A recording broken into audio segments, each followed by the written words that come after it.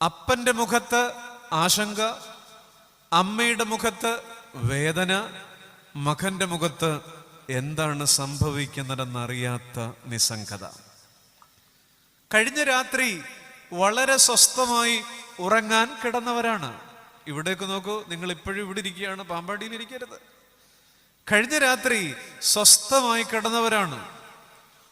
ഒരു വെളിപ്പാടിലെന്നോണം അബ്രഹാം കേട്ട ആ ഓർമ്മപ്പെടുത്തലുകൾ. പണ്ടേ അനുസരിച്ച് ശീലമുള്ള അബ്രഹാം വെളുപ്പിന് തിരക്കിട്ടൊരുങ്ങി കുഞ്ഞിന്റെ കൈപിടിച്ച് മോറിയ മലയ്ക്ക് യാത്ര തിരിക്കാൻ ഒരുങ്ങുന്നു. നിങ്ങൾ ആ വീടിന്റെ പുറത്ത് നിന്ന് ജാലകപ്പഴുതിലൂടെ ആ വീട്ടിലേക്ക് പാളി നോക്കൂ.